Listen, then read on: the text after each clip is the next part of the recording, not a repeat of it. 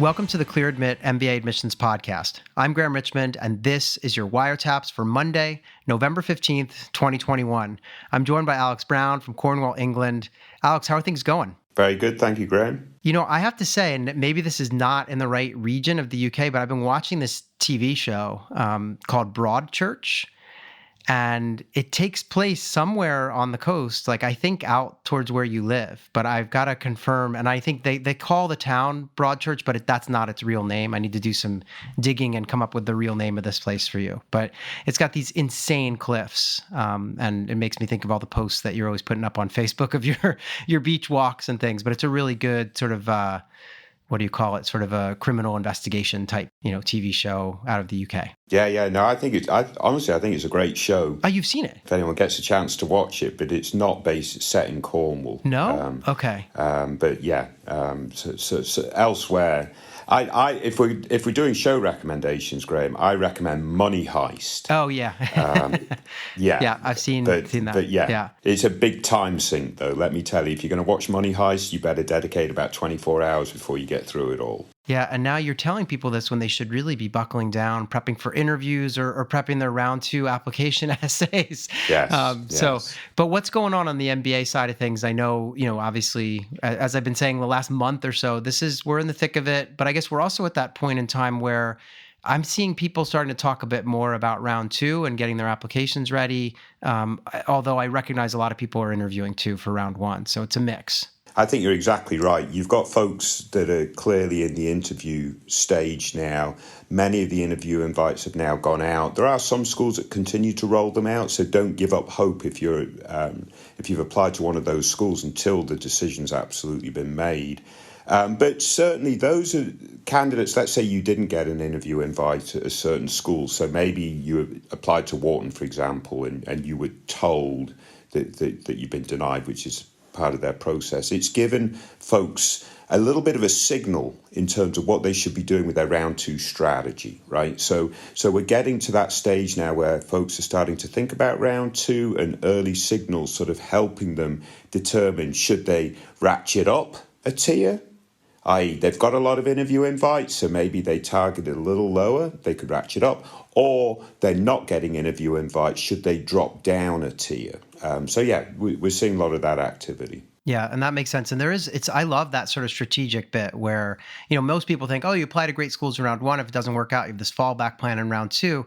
I think there's, like you're saying, there are a lot of people where if everything goes really well in round 1, sometimes they look to go higher in round 2 or look for more scholarship dollars, or there's a lot of strategy to this. So but yeah, busy time. I looked it up while you were, kind of giving us the rundown, and it takes place in Dorset, the show Broadchurch. So no idea where that is because my UK geography is terrible.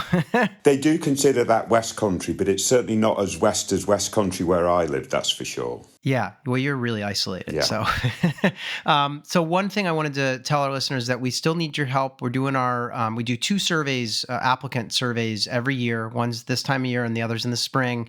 And, we're doing the fall one right now. Really need your help. All you have to do is go to bit.ly/CA Fall 2021 survey. It's all lowercase, all one word. And we're actually giving away like $25 Amazon gift cards to a whole bunch of people. So if you take the survey, you drop your email in at the end, and we do these drawings. I think we're giving like 20 or 30 of those cards out. So your odds are actually quite good. So fill out the survey if you can.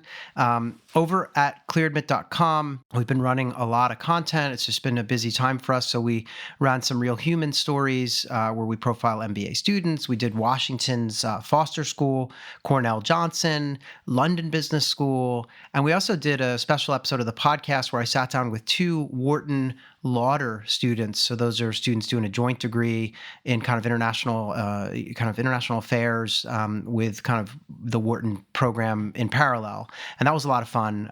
So it's kind of like an audio Real Humans, if you will. And what else? We ran an admissions director Q&A with the director of admissions at University of Georgia's Terry School. So just lots of stuff happening on the site. And the other thing, I don't know if you saw this, Alex, but we've been getting a lot of interview reports coming into the site. People are interviewing at schools, and they're being really gracious enough to go in and post their report in terms of what kind of questions they were asked, how they felt about the experience. It's all anonymous, so definitely something to take advantage of. I suspect that many of those listening have used the archive and benefited from it. And so this is just the way to pay it forward. After you've had an interview, you leave in a little report, and it just helps everybody else who's out there. So but that's what's going on. I don't know if you've seen all those reports, Alex, but it's pretty cool. No, it's fantastic. I'd say that's a good way to pay it back, Graham, because they've used the archive. Now they're going to pay. Yeah, that's true.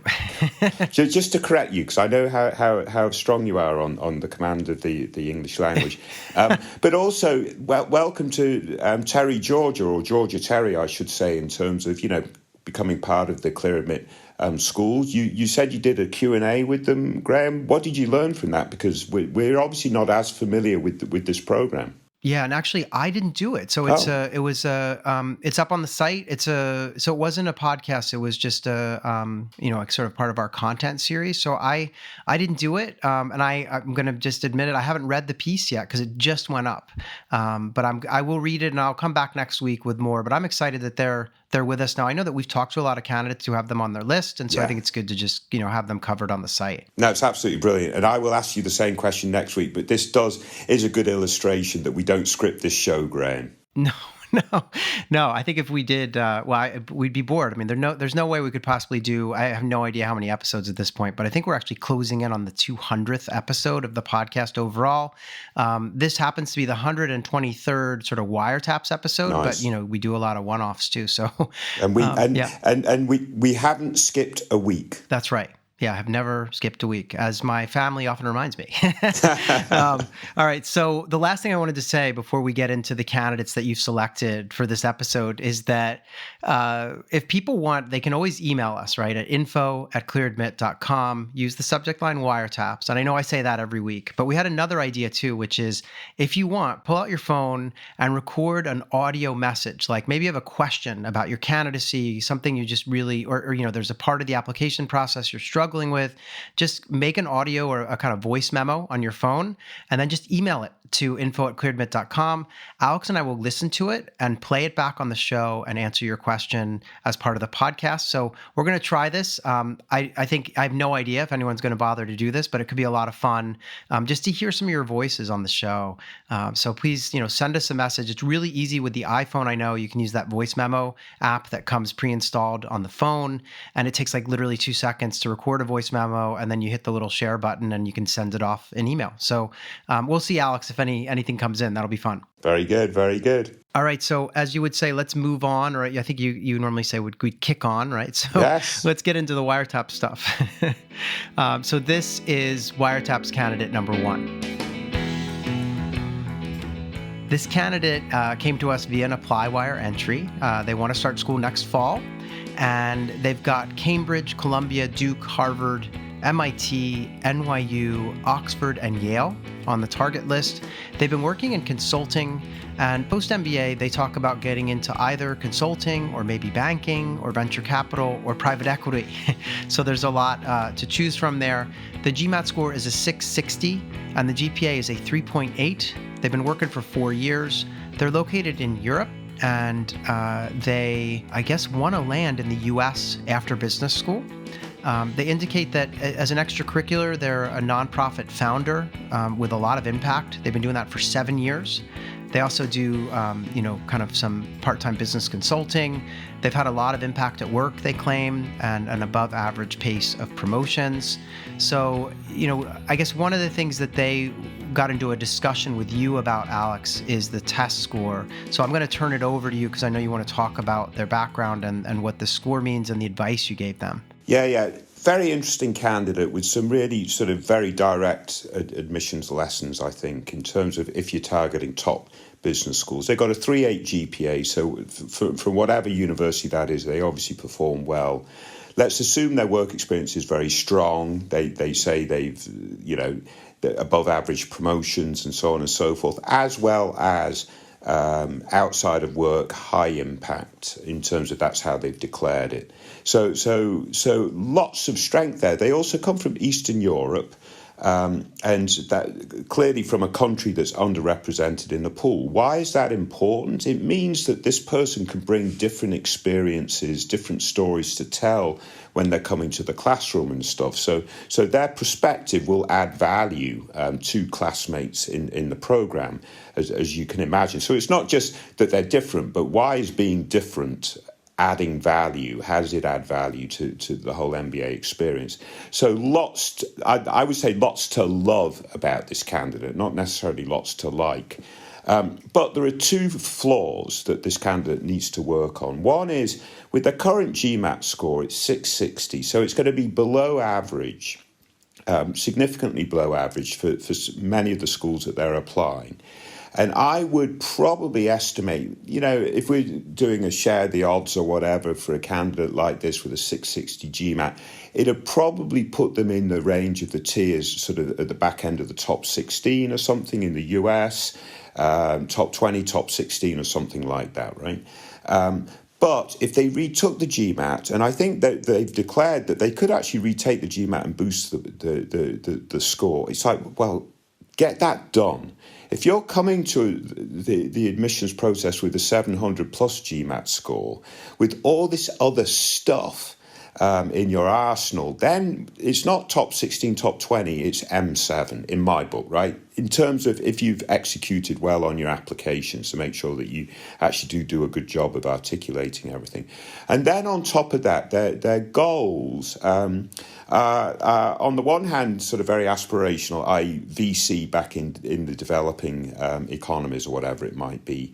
But they need to be realistic too, right? So that sort of balance between realism and ambition is important. So maybe rather than focusing on VC and private equity, which we know is very difficult to break into, focusing on, and I think they said, development consulting in terms of a short-term goal. And to me, that would make more sense. That would be very palatable for the AdCom, and so on and so forth. So those are my big key points. I think this can be an outstanding candidate, Graham, if they fix, I should say, a couple of things. Even without fixing a couple of things, they're still eligible in terms of that top 16-20 bracket.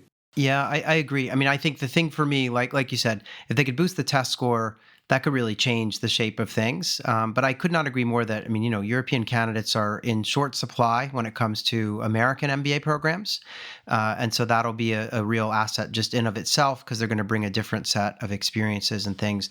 I think that the goals and the kind of existing work experience was fuzzy to me. I mean, it seems like they have enough work experience. They've got 4 years, but it was a little unclear to me exactly what they'd been doing. I mean, they talk about government consulting. It sounds really interesting, but then it was unclear how they map that. And, it probably would be easiest for them to get back into kind of like development consulting as opposed to saying venture capital. But in any event, yeah, I agree with you spot on. Like, they need to clean up the goals, ideally retake the test, but should be competitive. I did want to ask you, if they want to land in the US, what do you make of their school list? Because they have Cambridge and Oxford on their school list. And I was kind of wondering, is that because they also, would work in the UK and just didn't, mention that to us? Or, so would you recommend that they apply to schools in Europe if they're going to really try to target the US? Like, should they add some different US schools instead?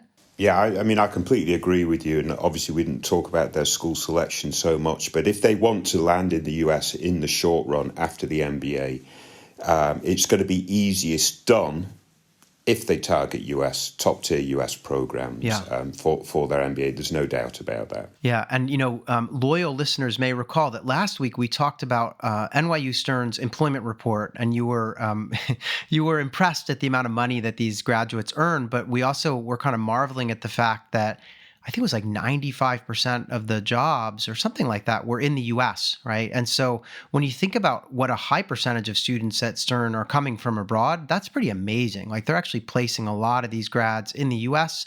Now, granted, most MBA programs come with the right to work for at least 1 year, and if it's STEM, up to 3. But I think, it just proves the point that, go to a school in the U.S. if you want to work in the U.S. That's usually the best path to doing that. So, but very interesting candidacy. And I wanted to mention, they looked at the class profiles for some of the top MBA programs, and they mentioned that there wasn't anyone from their country over the past like 20 years. So it must be a smaller country somewhere in Eastern Europe that's certainly not a pipeline for business school, which is great. It's going to help them a lot, I think. Absolutely, no doubt. Yeah. All right. So let's move on and talk about Wiretap's candidate number 2. So this is another ApplyWire entry that we received. Again, this person's applying right now to start school next fall. And the schools on their target list are Berkeley, Cornell, Dartmouth, Duke, Michigan, and UCLA Anderson. This candidate is currently a civil engineer. And their post-MBA career goal, they listed as other. They get into that a bit more in the post, and we'll certainly discuss that. Their GMAT score is a 720, and their GPA from undergrad is a 3.44. They've been working for 2.5 years. They're located in Houston, Texas. And they did share that they went to UT Austin for undergrad, where they majored in biology with a journalism minor. And they also indicated that they had a master's in civil engineering also from UT Austin, and they mentioned that's like a top 5 national program.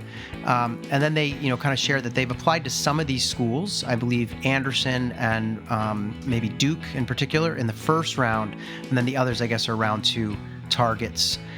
They shared a lot of other little tidbits of information, but I will mention that they are an Indian American, so, Indian descent, but born and raised in America. There's a whole bunch of other details, which I'm hoping you'll kind of walk us through a little bit, Alex. But what do you make of this candidate? There's a lot to unpack here because we're going to get into it. But what's the sort of top level? Yeah, I mean, this candidate is interesting from the perspective that, obviously their goals are a little bit different. They're unique and so on and so forth. They obviously, from an academic standpoint, like you say, they have the master's in civil engineering, the GMAT, they got a 700 on the GMAT, they've retaken the GMAT, they got a 720. They plan to do HBS core, I believe, a little bit later to sort of help bolster their GPA. I think they're a little bit worried about their GPA, frankly. But I have a couple of sort of, and it seems like they've did apply to some schools in round 1, and they've actually, I believe, gotten some interview invites. So they were invited to interview at Anderson, which is very good. Yeah. They've completed their interview at Fuqua. I don't know if that was an open interview or an invite. I'd have to sort of remember exactly how they do their stuff. But I have a little bit of concern, Graham, because in round 2, things will be more difficult for them.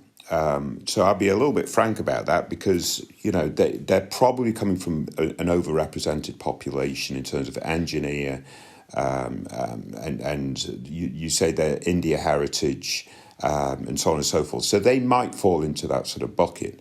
But the other thing, I'm a little puzzled by their goals. Sure, they might be unique, but I don't really get a sense of where they're coming from in terms of this interest in sports. So switching from civil engineering to sports.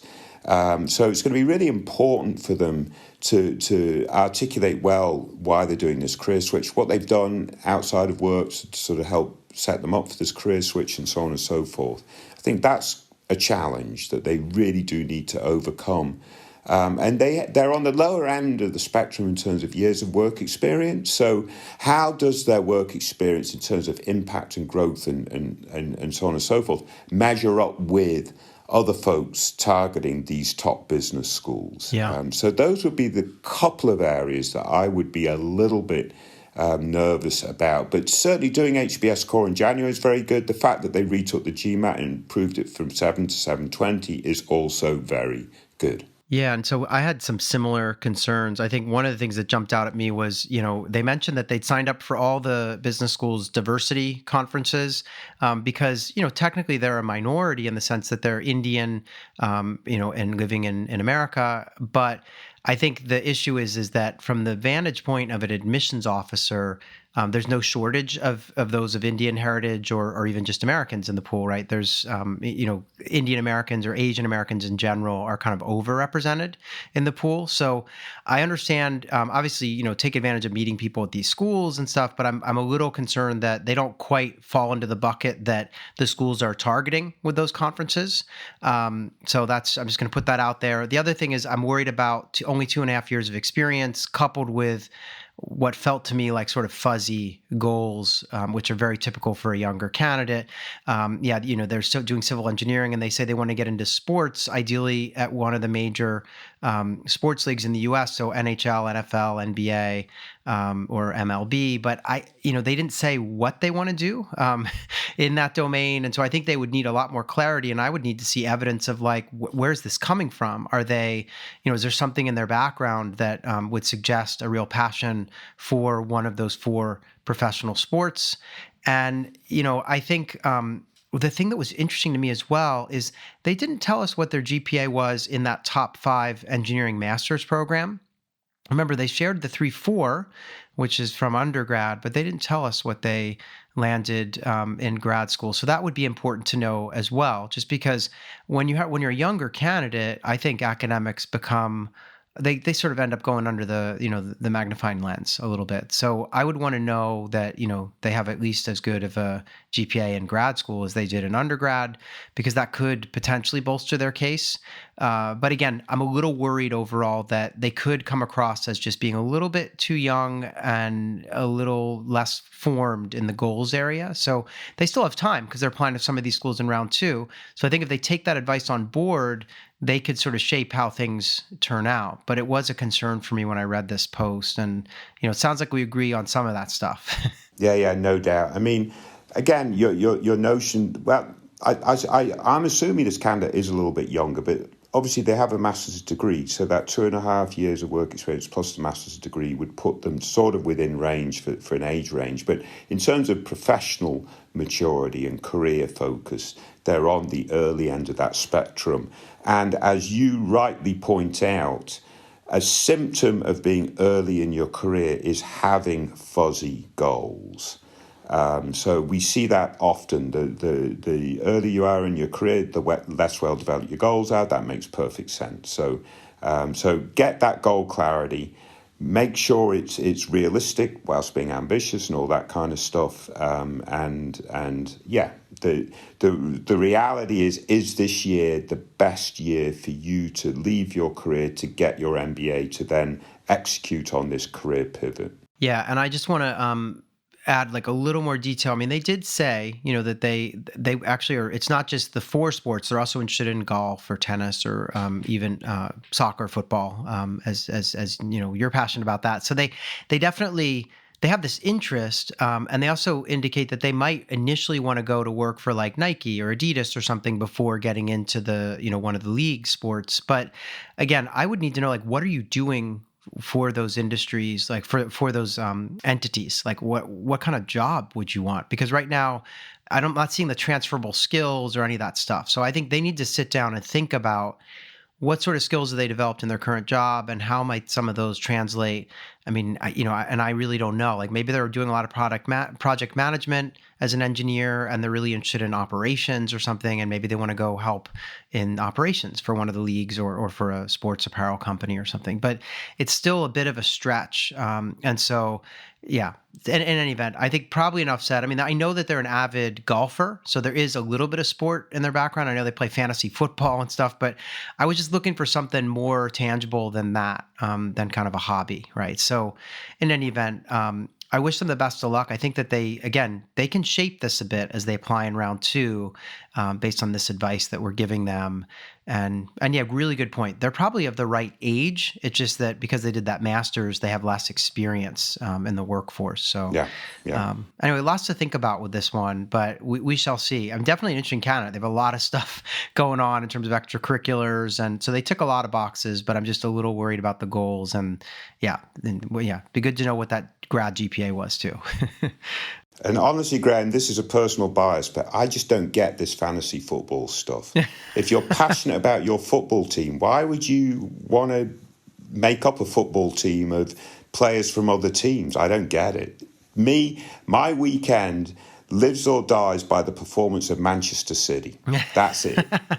Well, I think I'll leave it at that. No, I hear you. Like, I think that people fall into one of two camps on that stuff. Like, I don't really do fantasy sports either, but I know a lot of my friends who are into sports. They're like in tons of different leagues, and it's obviously a huge money-making business, and it's a big deal. But yeah, I've always sort of been like, I'm for my team. I don't want to make up a kind of fictional team. But in any event, we digress. And who's your team, Graham? The Philadelphia Phillies. Oh, is that a sport? No. I keep forgetting. Yeah, that's right. Yeah. You know that there is a football team in Philadelphia, or a soccer team, right? That I think they're called the Union, although I don't really follow them, but I feel like they're people are getting more into it. So I've been there. All right. Yeah.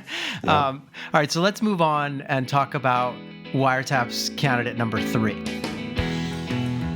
So this is the third ApplyWire entry that we've got for this week. And again, it's someone who's applying now to start next fall. They've been working in consulting pre-business school, and they would love to get into asset management or hedge funds and stuff after business school. The GRE is a stellar 329. GPA is a 3.18. They've been working for 5 years, and they indicate that their GPA in college was low because of family circumstances and some personal health issues. They do indicate that they're really heavily involved with volunteering in their community, especially related to women's issues. I should mention that this is an Asian female who's a first-gen college grad, and her post-MBA career goal specifically is to become an impact investor focused on underserved communities. As far as the work experience is concerned, as I said, 5 years and change. She's done it across 3 different companies, and she mentions that one of them is a Fortune 500 financial services company. And she sort of characterized the work as being kind of mixed between healthcare consulting and maybe operational consulting as well. So again, lots of work experience, 5 years, or certainly a good amount. The target schools on her list are Berkeley, Columbia, Dartmouth, Duke, Michigan, Kellogg, UCLA, Wharton, and Yale. So I would argue it's kind of a top 16 focus. What do you make of this candidate, Alex? And, obviously there's the GPA of a 3.18, which is a bit lower than average at the target schools. But yeah, what do you make of her? Possibly I can really love this candidate. Mm-hmm. Yeah. So you got what you have here, Graham, in my book, you got someone that's clearly very smart. They got a 329 on the GRE, so I think that's pretty good. Their 5 years of experience, this is all self-declared, so we obviously can't verify this, but it sounds like their experience is very good.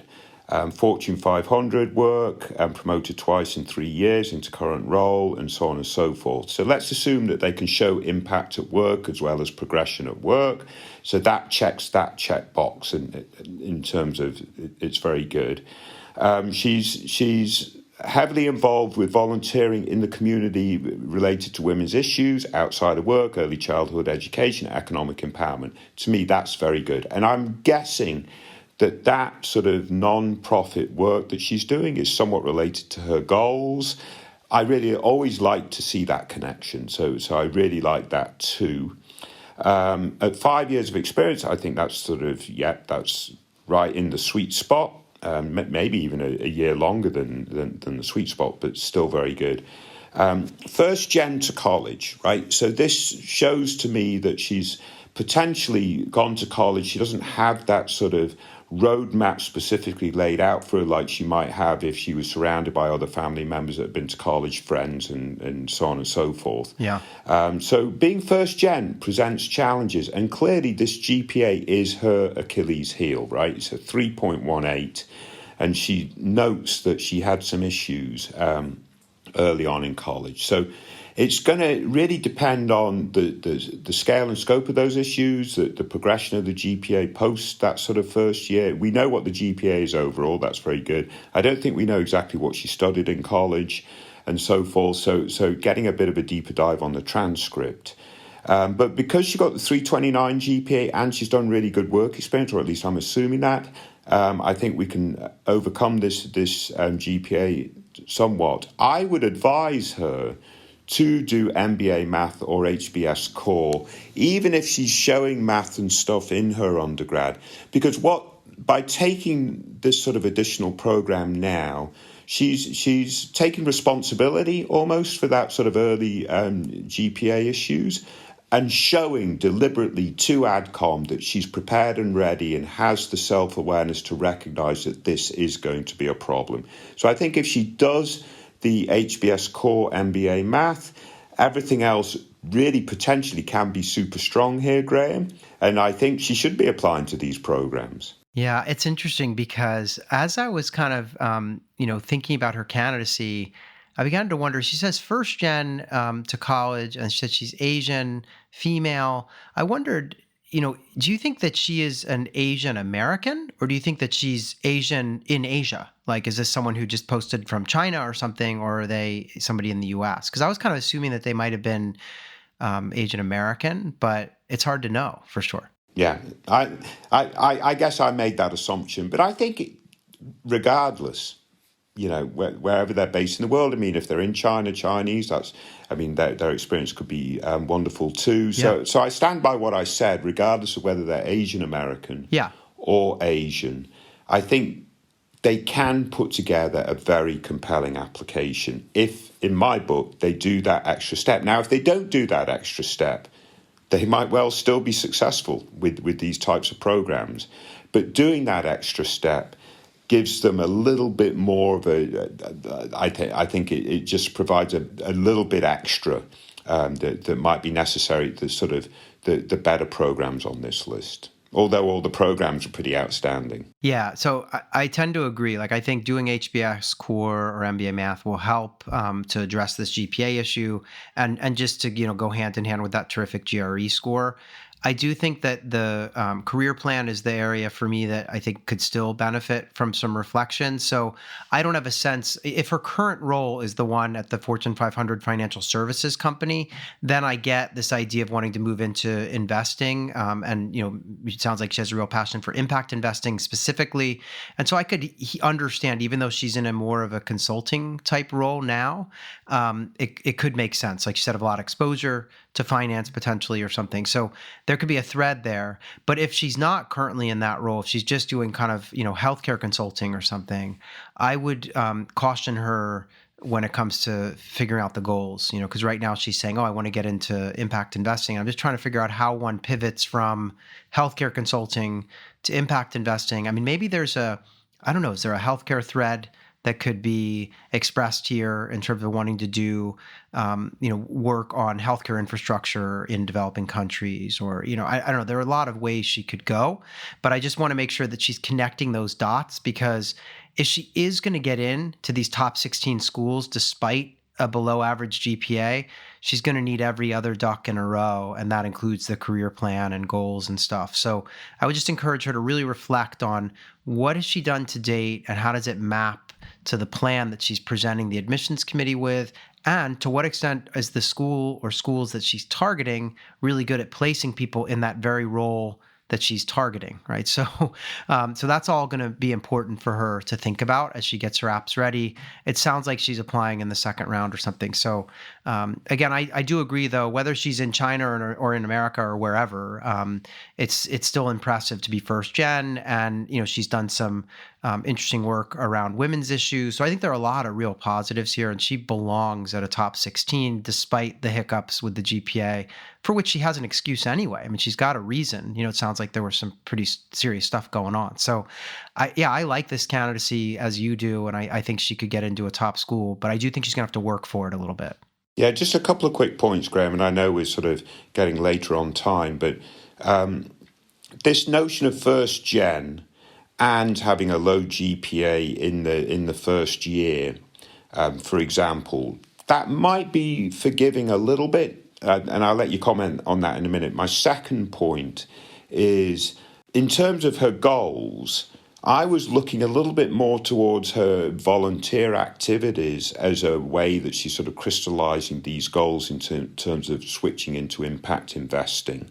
So I just wanted to get your thoughts on those two issues. Yeah, so I think you make a really good point. First gen to college, there might be some leeway with the GPA. And again, it sounds like there were some other things happening, family issues and even some health stuff. So, often we think about first gen college students as sometimes working their way through, and even maybe providing for family members who didn't go to college and maybe need some support back home while while the person's off studying. So there are a lot of factors that could go into affecting GPA. So I think you make a great point there, and that's why I think she can get into top 16 despite a lower GPA.